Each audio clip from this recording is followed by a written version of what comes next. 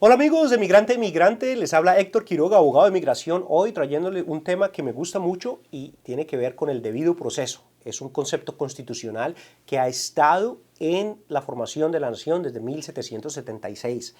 Este es un tema que viene desde mucho antes y viene desde Inglaterra con la Carta Magna en 1215. Este ha sido enmendado en la Constitución de Estados Unidos en 1791 y realmente tiene la misma validez una enmienda que así hubiera sido desde el principio de la nación. Lo que dice es que ninguna persona puede ser violada de vida, libertad o propiedad sin un debido proceso de la ley. Esto es ratificado en la enmienda 14 en 1868 en los Estados Unidos. ¿Qué pasa? Es importante que nosotros miremos porque esto establece dos cosas. Lo primero es que hay leyes sustantivas y lo siguiente es que hay leyes procesales. ¿Cuál es una ley sustantiva? Simplemente es lo que conocemos con la ley. No puedes manejar más de 50 millas por hora, por ejemplo. Una ley sustantiva es la ley que nos da exactamente que la podemos leer y la podemos entender. La ley procesal es una ley de proceso. Hay ciertos procedimientos que hay que seguir. La ley simplemente no podemos establecer, digamos, una ley que nos lleve más o menos a 50 millas por hora. ¿Por qué 50 millas por hora? ¿Por qué no 40? ¿Por qué no 30? El gobierno tiene que seguir cierto procedimiento para poder poner qué ley. Realmente sabemos que las leyes de procedimiento son diferentes. Digamos, en la ley de derecho civil, el procedimiento empieza con una notificación. Nosotros tenemos que ser notificados de que hay algún tipo de violación en las cuales están viniendo en contra de nosotros.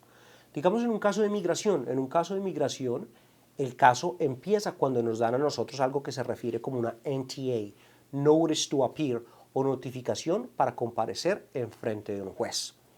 La notificación obviamente es simplemente el primer paso, pero tiene que ser una notificación efectiva.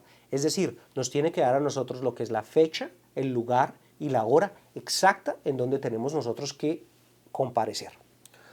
El segundo punto del debido proceso es que no solamente tenemos que ser notificados, sino que tenemos que tener una oportunidad de exponer nuestro caso. Es decir, nos tienen que escuchar nuestra posición.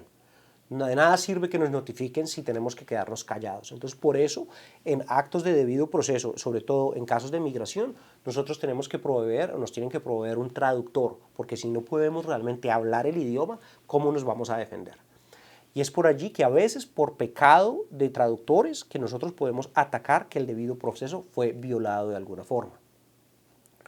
De todas formas, en el derecho civil esto existe, pero hay otros requerimientos y hay también excepciones. Digamos, en casos de manutención o divorcios, en casos civil, por fuera del proceso, que sea un proceso migratorio, por ejemplo, hay algún tipo de excepciones al requerimiento. Por ejemplo, la notificación tiene que ser personal. Sabemos que a nosotros nos tienen que entregar la notificación en persona. No puede ser enviada por correo. Sabemos que las excepciones existen en cortes de migración porque desde el punto de vista del gobierno americano, las cortes de migración son cortes administrativas que tienen menos requerimientos. Entonces, ellos pueden notificarnos por correo. Pero digamos en una cárcel, en un caso de familia, en un caso de divorcio, la notificación tiene que ser personal, no la tienen que entregar. Sin embargo, si la persona no puede ser localizada, no hay ninguna forma de mirar dónde está la persona, hay ciertas excepciones. Se puede pronto publicar en un periódico que la persona está siendo citada a comparecer en frente del juez y que tiene que ir a exponer su caso. ¿Qué pasa? Usualmente para poder hacer una publicación, para que nos den un tipo de notificación por periódico, el juez tiene que aprobar esto primero. Si la demanda es en contra de un negocio, pues obviamente sería imposible entregárselo a una persona, porque un negocio simplemente es una persona ficticia, ¿no? Tiene que ser una persona, puede ser un manager en el cual se le puede entregar, es otra de las excepciones. A un caso civil se puede atacar por falta y no cumplir el debido proceso. Hay vicios de proceso y por eso el caso se cae. Por eso podemos atacar un caso de emigración por allí. El derecho criminal es un poco diferente y también hay notificación y oportunidad de exponer el caso, pero tenemos otros derechos también muy importantes. Por ejemplo, tenemos el derecho a un abogado y este es el derecho importante en donde tenemos el derecho a un abogado en el área civil, pero en el área criminal, si no podemos pagar el abogado, el gobierno no lo da.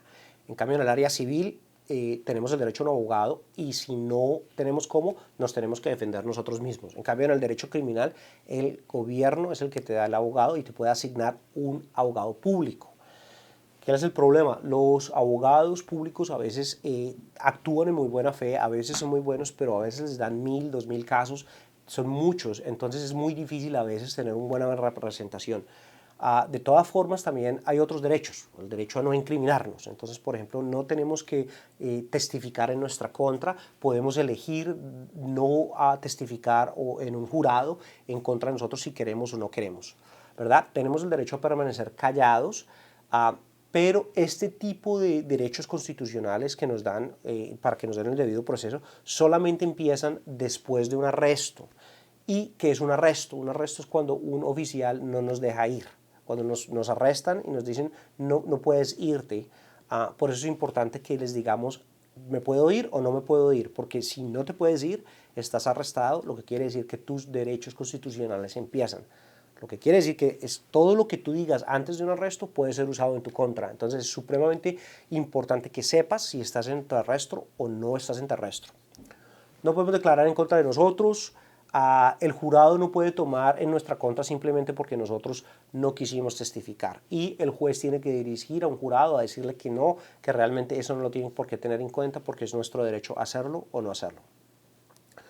Es importante recalcar aquí que los casos se pueden ganar simplemente por pecados de debido proceso. Es decir, hay una ley substantiva que dice no podemos estar en Estados Unidos por esta razón, porque no tenemos una visa, por ejemplo.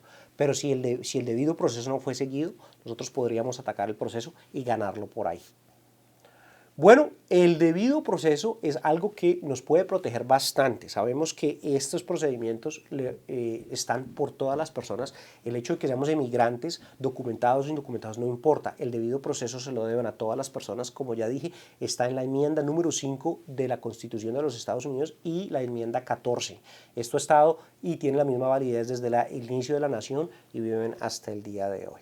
Si de todas formas creen que su caso, ya sea criminal, de familia o de migración, tiene pecados de debido proceso, por favor déjenme saber. Estamos aquí, abogado Héctor Quiroga. Mándenme por favor, abogado Quiroga en todas las redes sociales. O por favor, si quieren mirar algún tema que quiere que yo explique, lo expliquemos en el show, por favor mándalo por ahí y aquí lo vamos a hablar en el show. Gracias y hasta la próxima.